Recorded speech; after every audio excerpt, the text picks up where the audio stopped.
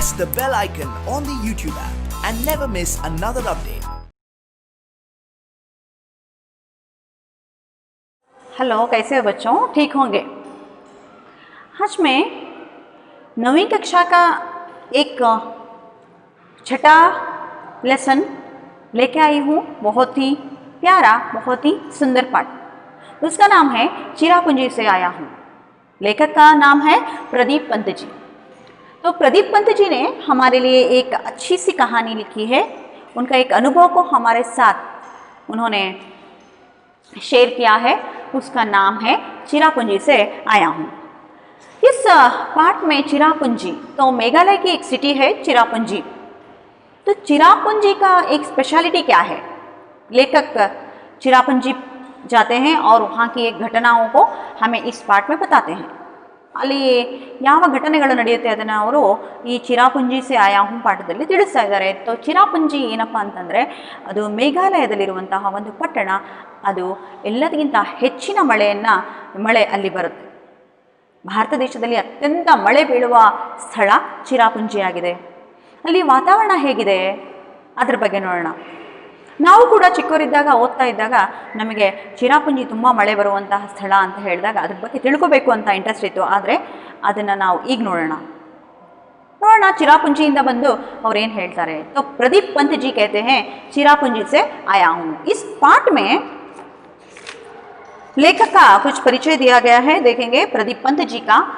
प्रदीप पंत जी का जन्म लखनऊ में हल्द्वानी उत्तराखंड में 24 अप्रैल 1941 को हुआ. उनका जन्म कहाँ हुआ? उत्तराखंड में हुआ. 24 अप्रैल 1941 को इनका जन्म हुआ. पंत जी के अब तक कुछ उपन्यास प्रकाशित हुए हैं. बहुत सारे उपन्यास इनके प्रकाशित हुए हैं. पंत जी की कन्नड़ में अनुदित कहानियों का संकलन न्याय ಮತ್ತು इतर कथेಗಳು. पंत जी के बहुत सारे उपन्यास कहानियाँ क्या है कन्नड़ में अनुवादित किया गया है. उनका नाम है न्याय ಮತ್ತು इतर कथेಗಳು. न्याय ಮತ್ತು इतर कथेಗಳು शीर्षक से प्रकाशित है. पंत जी के देश विदेश के यात्रा संस्मरण के 4 संकलन है. देश विदेश की यात्रा के संकलन भी पंत जी के हैं. पंडित जवाहरलाल नेहरू पर उत्कृष्ट लेखन के लिए पंत जी को जर्नलिस्ट वेलफेयर फाउंडेशन का यूरोप भ्रमण पुरस्कार, उत्तर प्रदेश हिंदी संस्थान का प्रेमचंद अनुशंसा पुरस्कार, हिंदी अकादमी द्वारा 2 बार साहित्यिक कृति पुरस्कार प्राप्त है.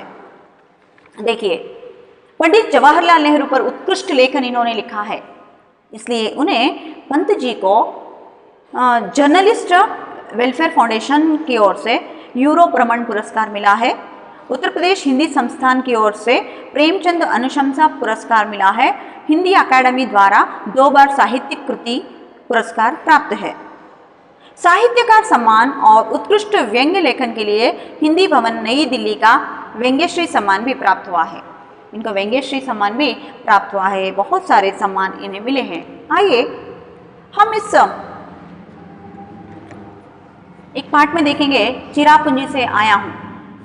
इस पाठ में क्या लिखा है चिरापुंजी के बारे में, उन्होंने हमें कौन सा एक नॉलेज हमें प्राप्त किया गया है. देखिए, इस पाठ का आशय है बच्चों, यात्रा से प्रादेशिक ज्ञान प्राप्त होता है. हम यात्रा करना बहुत पसंद करते हैं हम लोग.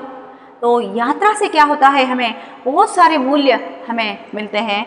इसमें प्रादेशिक ज्ञान प्राप्त होता है. दूसरे प्रदेशों में किस तरह वहाँ का एक चलन वलन है, वहाँ का एक प्रादेशिक ज्ञान, वहाँ का एक वातावरण कैसा है और लोगों के रहन सहन, प्राकृतिक दृश्यों का सौंदर्य, लोग कैसे रहते हैं, वहाँ के प्राकृतिक दृश्य कैसे हैं आदि का प्रत्यक्ष अनुभव हमें मिलता है. ಯಾತ್ರೆಯನ್ನು ಮಾಡೋದ್ರಿಂದ ಏನಾಗುತ್ತೆ ಅಂತಂದರೆ ಅಲ್ಲಿ ಪ್ರಾದೇಶಿಕ ಜ್ಞಾನ, ಅಲ್ಲಿಯ ಜ್ಞಾನ, ಪ್ರದೇಶದ ಜ್ಞಾನ ಸಿಗುತ್ತೆ. ಮತ್ತು ಅಲ್ಲಿ ಜನರ ಒಂದು ರೀತಿ ನೀತಿಗಳು, ಪ್ರಾಕೃತಿಕ ದೃಶ್ಯಗಳ ಒಂದು ಸೌಂದರ್ಯ ಎಲ್ಲದನ್ನು ನಾವು ಆನಂದಿಸ್ಬೋದು. इस पाठ द्वारा छात्र चिरापुंजी का परिचय प्राप्त कर सकते हैं. ಈ ಒಂದು ಪಾಠದಿಂದ ನಾವು ಚಿರಾಪುಂಜಿಯ ಒಂದು ವೃತ್ತಾಂತವನ್ನು, ಚಿರಾಪುಂಜಿಯ ಒಂದು ಪರಿಚಯವನ್ನು ನಾವು ಪಡೆಯುವುದು. ಚಿರಾಪುಂಜಿನ ನಾವಾಗಲೇ ಹೇಳಿದೆ, ಚಿರಾಪುಂಜಿ ಭಾರತ ದೇಶದಲ್ಲಿ ಅತ್ಯಂತ ಮಳೆ ಬೀಳುವ ಸ್ಥಳ ಆಗಿದೆ. मेघालय यानी बादलों का घर. चिरापुंजी मेघालय स्टेट में है. मेघालय बादलों का घर, क्लाउड्स कहते हैं कन्नड़ में कहते हैं ಮುಗಿಲು. तो ಮೋಡಗಳ ಮನೆ ಅಂತ ಹೇಳ್ತಾರೆ. तो ಅಲ್ಲಿ ಯಾವಾಗಲೂ ಮೋಡ ಕವಿದ ವಾತಾವರಣ ಇರುತ್ತೆ ಮೇಘಾಲಯದಲ್ಲಿ. तो और मेघालय की राजधानी शिलोंग एक हरा भरा पर्वतीय नगर जहां हर वक्त बादल उमड़ते घुमड़ते रहते हैं. इतना बड़ा स्वच्छ सुंदर पर्वतीय नगर उत्तर भारत में कहीं नहीं है.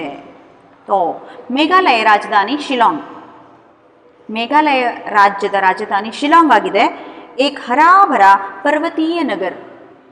ये शिलांग ग्रीनिश कलर, एक पर्वतीय नगर, बहुत सारे पर्वतों का नगर है. देखिए कितना सुंदर वातावरण है जहाँ हर वक्त बादल उमड़ते घुमड़ते रहते हैं. उमड़ते घुमड़ते रहना ಸುತ್ತಲೂ ಆವರಿಸಿರುವುದು. तो ಮೋಡಗಳು ಯಾವಾಗಲೂ ಕವಿದಿರುವಂತಹ ಒಂದು ವಾತಾವರಣ ಅಲ್ಲಿ ಇರುತ್ತೆ. इतना बड़ा स्वच्छ सुंदर पर्वतीय नगर उत्तर भारत में कहीं नहीं है. इतना बड़ा स्वच्छ भारत, इतना बड़ा स्वच्छ नगर, सुंदर नगर उत्तर भारत में हम कहीं भी देख नहीं सकते. इतना सुंदर नगर था. ऐसा हरितिमा भी शायद ही कहीं देखने को मिले. शिलांग में चिरापुंजी की ओर जाता मार्ग दोनों ओर पहाड़ों और दरख्तों के पटा पड़ा है. ऐसे हरितिमा, हरितिमा यानी ग्रीनिश कलर, और क्या है ग्रीनिश हरितिमा, शायद ही कहीं देखने को मिले. हमें देखने को कहीं नहीं मिलता. इतना सुंदर था शिलोंग, मेघालय का शिलोंग इतना खूबसूरत नगर था. तो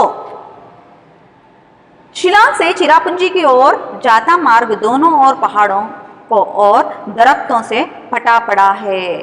देखिए शिलोंग से कहाँ जा रहे हैं? चिरापुंजी. अब देखिए मेघालय का एक शिलोंग, शिलोंग से कहाँ जा रहे थे? चिरापुंजी जा रहे थे. चिरापुंजी की यात्रा हो रही है.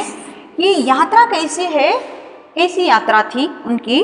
तो मेघालय से शिलोंग से चिरापुंजी की ओर जाता मार्ग, ये मार्ग कैसा था?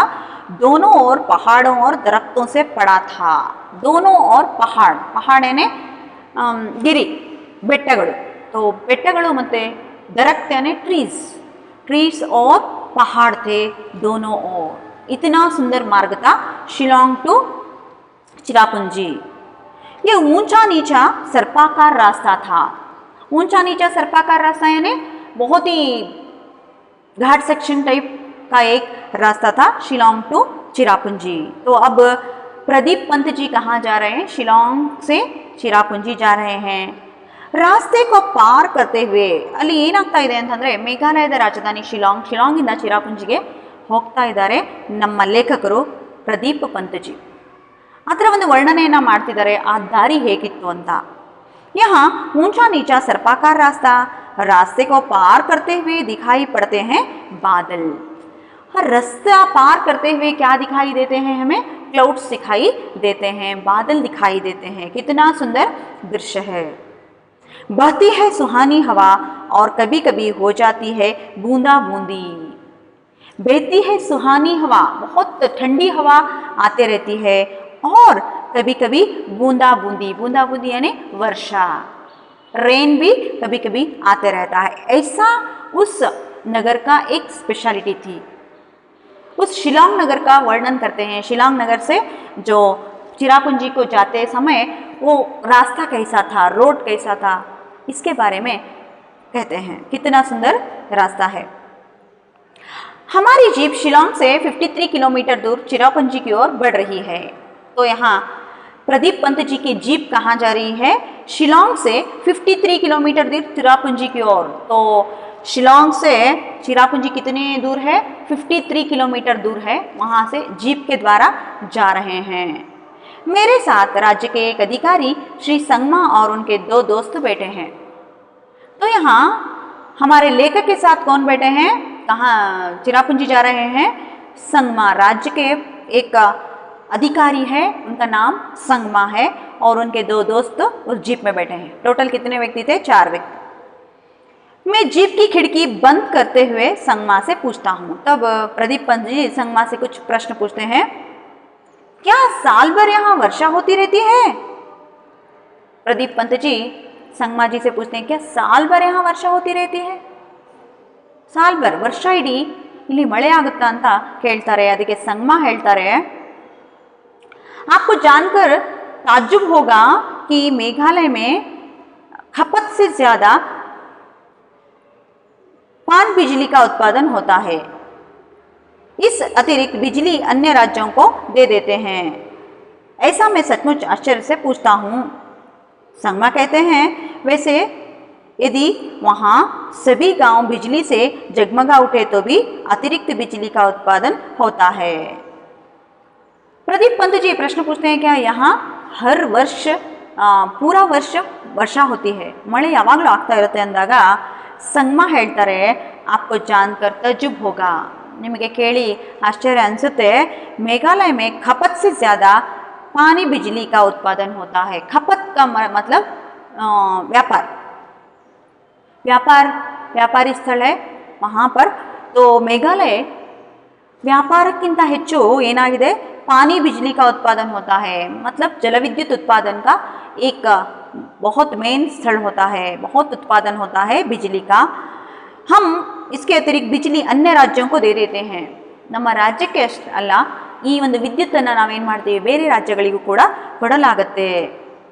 ಸಚ್ಮುಚ್ ಆಶ್ಚರ್ಯ ಸೆ ಪೂಚ್ತಾ ಹೂँ, ಐಸಾ ಹೌದಾ ಅಂತ ಹೇಳಿ ಏನು ಕೇಳ್ತಾರೆ ನಮ್ಮ ಲೇಖಕರು. ಅವರಿಗೆ ತುಂಬ ಆಶ್ಚರ್ಯದಿಂದ ಕೇಳಿದಾಗ ಸಂಗಮ ಹೇಳ್ತಾರೆ, वैसे यदि यहाँ सभी गांव बिजली में जगमग उठे तो भी अतिरिक्त बिजली का उत्पादन होता रहेगा.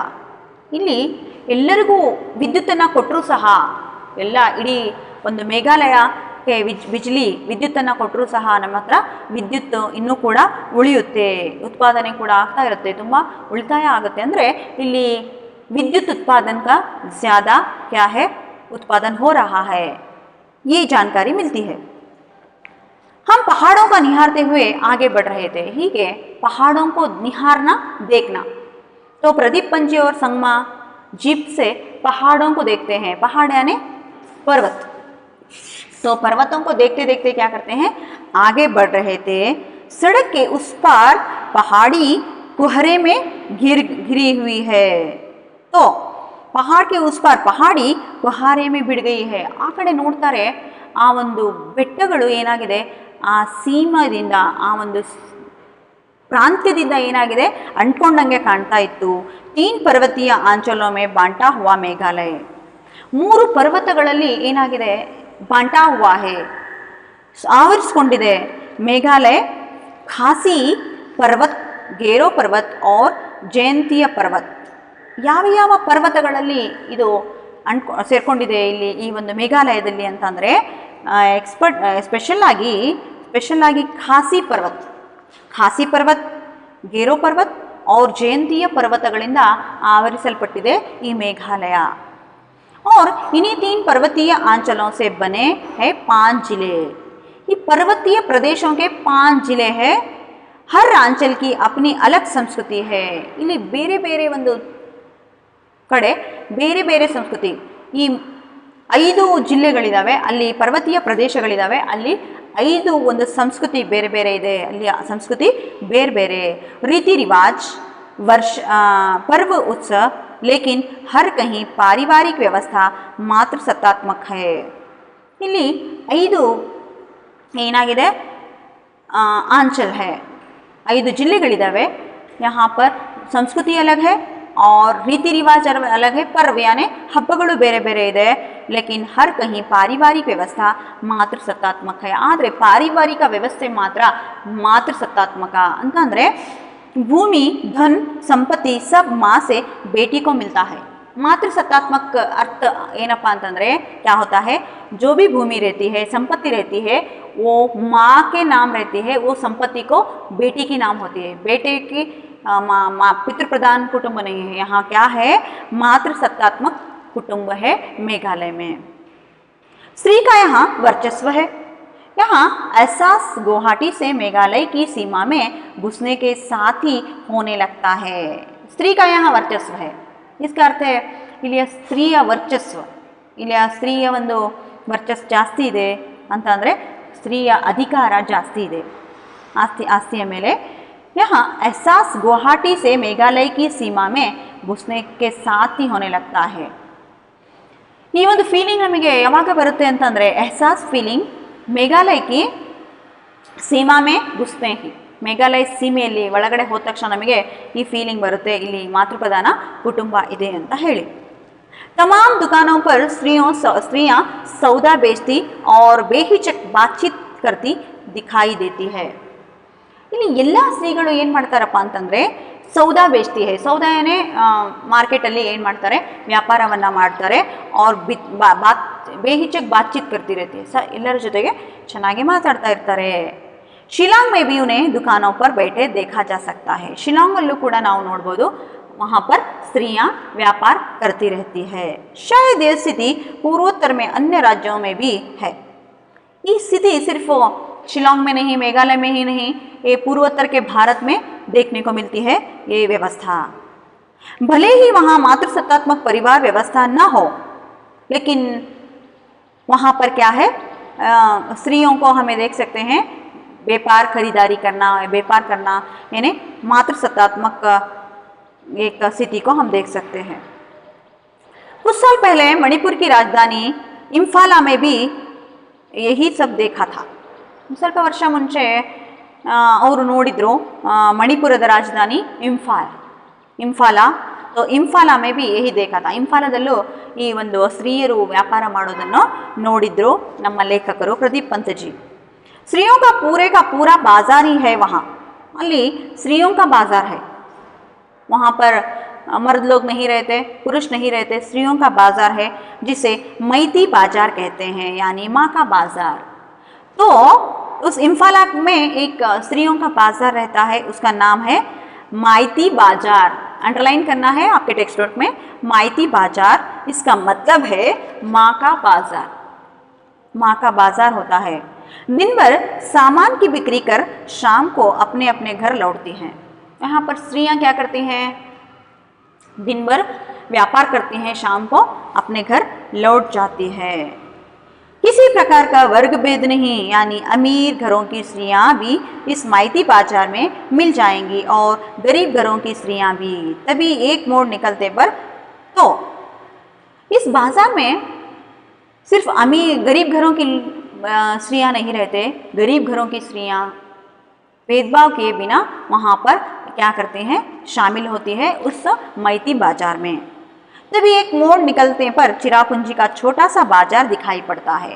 वहाँ से आगे जाते हैं, अಲ್ಲಿಂದ ಸ್ವಲ್ಪ ಮುಂದಕ್ಕೆ ಹೋಗ್ತಾರೆ, ಅಲ್ಲಿ ಒಂದು ಚಿಕ್ಕ ಮಾರ್ಕೆಟ್ दिखाई देता है. और इस बाजार में भी दुकानों पर बैठी है महिलाएं. ಅಲ್ಲೂ ಕೂಡ ಮಹಿಳೆಯರು ಆ ವ್ಯಾಪಾರ ಮಾಡ್ತಾ ಅಂಗಡಿಯಲ್ಲಿ ಕುಳಿತುಕೊಂಡಿದ್ರು. फिर चाहे दुकान पर सब्जियों की हो या चाय की, ಅದು सब्जियों की दुकान हो या चाय की दुकान, वहाँ पर कौन थे, स्त्रियाँ थे. हम आगे बढ़ जाते हैं. ये देखते देखते क्या करते हैं, प्रदीप पंत जी और संगमा जी अपनी जीप लेकर आगे बढ़ते हैं.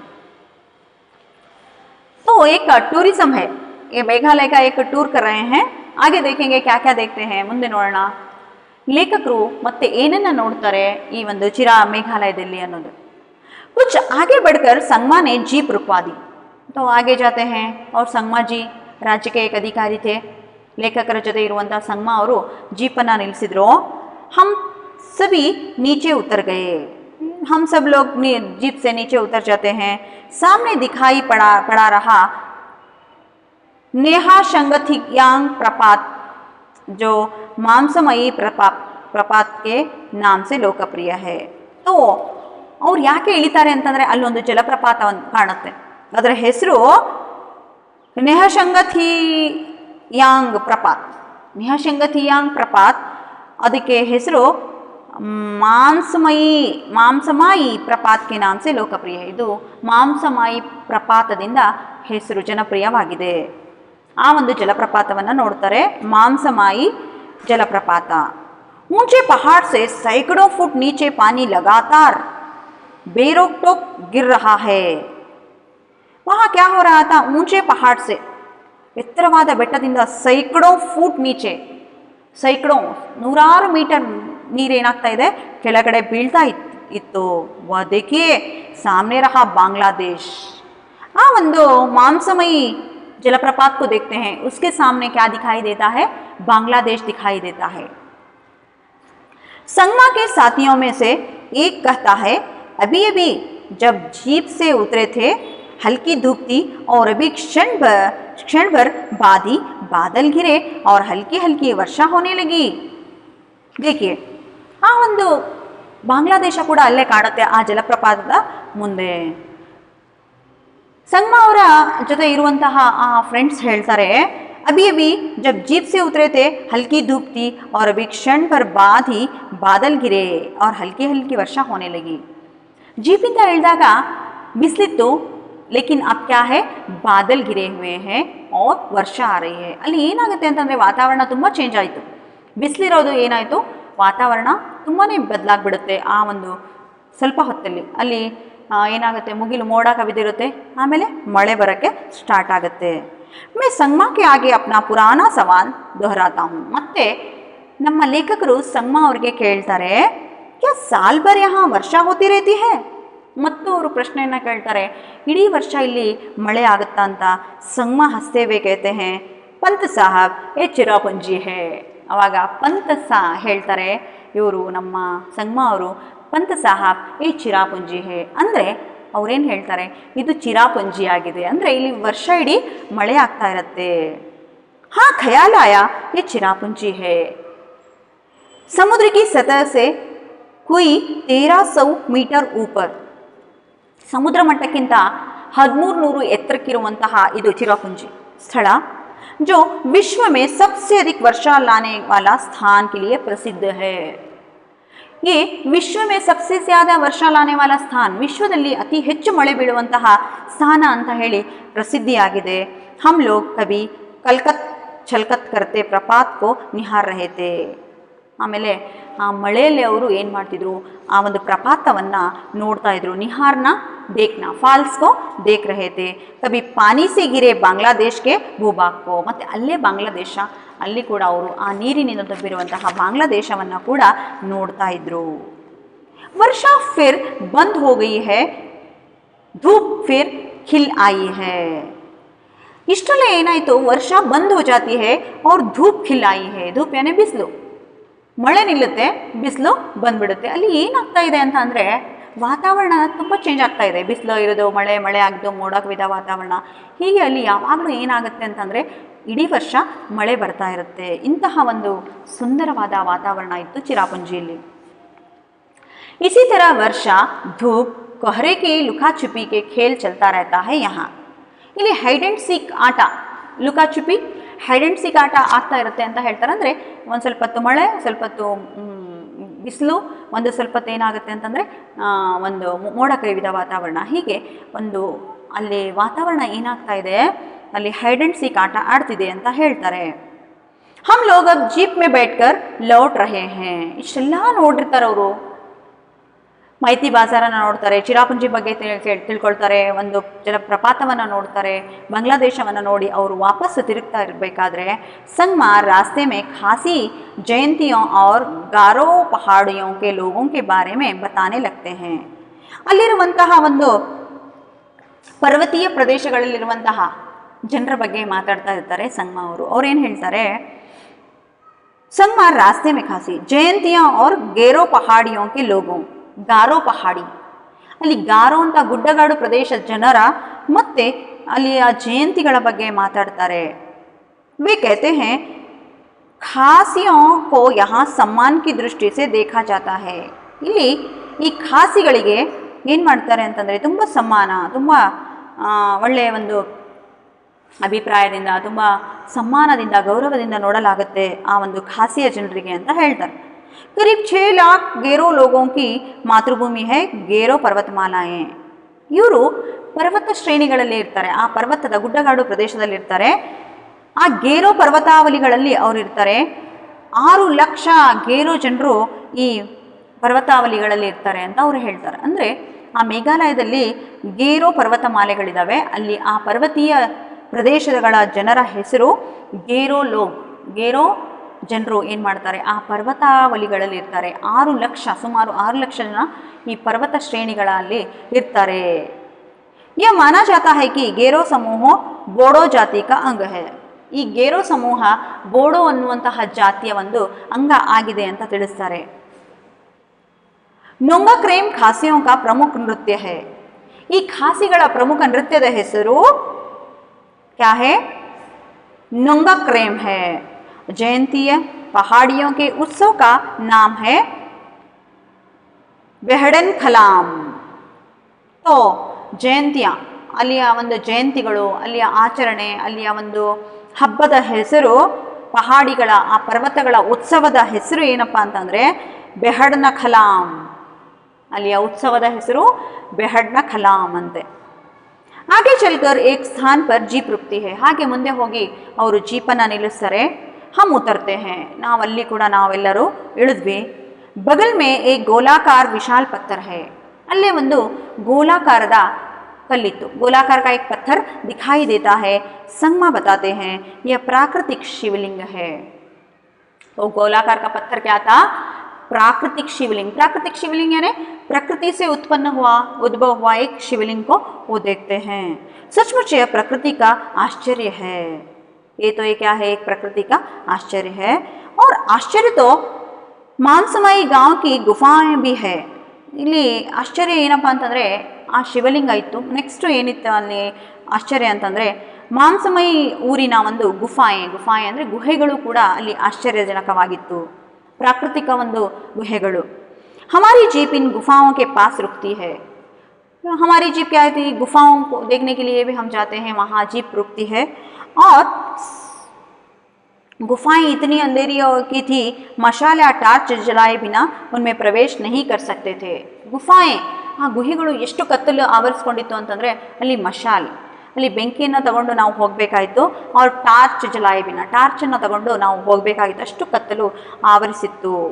संगमा का एक साथी कहता है हमने मशालें जला ली है और हम गुफाओं के अंदर आगे बढ़ रहे हैं। ಸಂಗಮಾ ಜೊತೆ ಬಂದಿರುವಂಥ ಒಬ್ಬ ವ್ಯಕ್ತಿ ಅವರು ಆ ಒಂದು ಟಾರ್ಚನ್ನು ಮತ್ತು ಆ ಒಂದು ಮಶಾಲ್ಗಳನ್ನು ಅಂದರೆ ಬೆಂಕಿಯನ್ನು ಅವರು ಹಚ್ಕೊಂಡು ಅವರು ಆ ಒಳ ಗುಹೆಗಳಲ್ಲಿ ಹೋಗ್ತಾರೆ. ಅಲಗ್ ಬಲಗ್ ऊपर नीचे पत्थर, ಅಗಲ್ ಬಗಲ್ ऊपर नीचे पत्थर, ಅಕ್ಕಪಕ್ಕ ಕಲ್ಲುಗಳು, ಮೇಲೆ ಕೆಳಗೆ ಕಲ್ಲುಗಳು, ಅಂತಹ ಒಂದು ಗುಹೆಗಳು ಆ ಮೇಘಾಲಯದಲ್ಲಿ ನಾವು ನೋಡಿದ್ವಿ. सदियों से ये गुफाएं इसी तरह है और दूर बहुत दूर तक चली गई है। ಆ ಗುಹೆಗಳು ಹೇಗಿದೆ ಅಂತಂದರೆ ಕೆಳಗೆ ಮತ್ತು ಮೇಲೆ ಅಕ್ಕಪಕ್ಕ ಕಲ್ಲುಗಳಿದೆ, ಒಳಗಡೆ ಗುಹೆ ಇದೆ. ಇದು ತುಂಬ ಸಾವಿರಾರು ವರ್ಷಗಳಿಂದ ಈ ಗುಹೆಗಳು ಹೀಗೆ ಇದೆ. ಇದು ಒಂದು ಪ್ರಾಕೃತಿಕ ಗುಹೆಗಳು, ತುಂಬ ಆಶ್ಚರ್ಯ ಆಯಿತು ನೋಡಿ ಅಂತ ಹೇಳ್ತಾರೆ. हम लोग कुछ दूर जाकर लौट पड़ते हैं जैसे ಆಶ್ಚರ್ಯ ಲೋಕ ಸೆ ಲೌಟ್ ರಹೆ ಹೈ. ನಾವು ಆ ಗುಹೆಗಳಲ್ಲಿ ಸ್ವಲ್ಪ ದೂರ ಹೋಗಿ ವಾಪಸ್ ಬಂದ್ವಿ. और जैसे ಆಶ್ಚರ್ಯ ಲೋಕ ಸೆ ಲೌಟ್ ರಹೆ ಹೈ, ನಮಗೆ ಆಶ್ಚರ್ಯ ಲೋಕ ಕಂಡಂಗಾಯಿತು. ಆ ಗುಹೆಗಳನ್ನು ನೋಡಿ, ಮೇಘಾಲಯವನ್ನು ನೋಡಿ, ಶಿಲಾಂಗನ್ನು ನೋಡಿ, ಚಿರಾಪುಂಜಿಯನ್ನು ನೋಡಿ ಅಂತ ಹೇಳಿ ಅವರು ಆ ಒಂದು ಮೇಘಾಲಯದ ಆ ಪ್ರಕೃತಿ ಸೌಂದರ್ಯವನ್ನು ನೋಡಿ ಆಶ್ಚರ್ಯಜನಕ ಆಗಿ ಅವರು ವಾಪಸ್ಸು ಬರ್ತಾರೆ. ಇದರಿಂದ ನಮಗೆ ಮಕ್ಕಳೇ ಗೊತ್ತಾಯಿತು ಚಿರಾಪುಂಜಿ ಬಹಳ ಒಂದು ಪ್ರಪಂಚದಲ್ಲಿ ಅತ್ಯಂತ ಮಳೆ ಬೀಳುವ ಸ್ಥಳ. ಮತ್ತು ಮೇಘಾಲಯದ ಬಗ್ಗೆ, ಅಲ್ಲಿಯ ಪರ್ವತೀಯ ಪ್ರದೇಶಗಳ ಬಗ್ಗೆ ನಾವು ಸ್ವಲ್ಪ ವಿಷಯವನ್ನು ಅರ್ಥ ಮಾಡ್ಕೊಂಡಿದ್ದೀವಿ. ನೀವು ಚೆನ್ನಾಗಿ ಓದಿ. ಮುಂದಿನ ಪಾಠದಲ್ಲಿ ನೋಡೋಣ. ಮುಂದಿನ ಭಾಗದಲ್ಲಿ ನಾವು ಅಭ್ಯಾಸ ಪ್ರಶ್ನೋತ್ತರಗಳು. ಧನ್ಯವಾದ.